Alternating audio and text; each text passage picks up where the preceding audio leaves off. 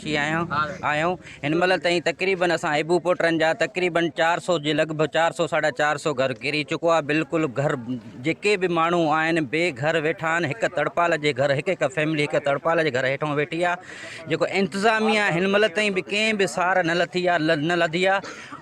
चूंडियल नुमाइंदा उन्हनि टियों ॾींहुं ख़ुदि आया आहिनि, ख़ुदि विज़िट करे ॾिसी आहे त उन खां बावजूद बि हिन महिल ताईं काई बि हेल्प न थी आहे, न का मदद थी आहे, न कंहिं तड़पाल जी थी आहे।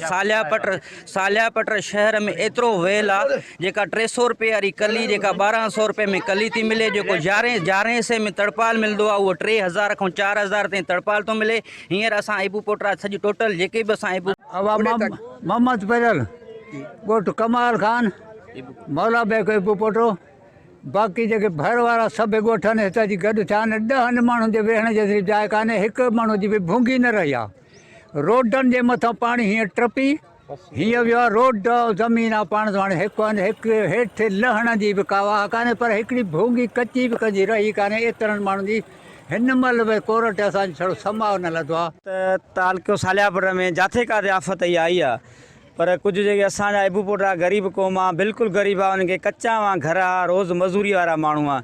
हिन वक़्तु तव्हां माना ॾिसंदो त क़यामत जो मंज़र लॻो पियो आहे। फ़सुलनि में 10 खां 12 फुट जेको आहे पाणी बीठो आहे। फ़सुलनि जी त असां जान छॾी, घरनि जी बि जान छॾी, हाणे असां ईअं खुले आसमान जे हेठां वेठा आहियूं। ॾिसो त सही त हिन माण्हुनि जा अशर कहिड़ो आहे, माण्हुनि जा ॿार बच्चा कहिड़ी हालात में वेठा आहिनि, माण्हू कहिड़ी ज़िंदगी आहे।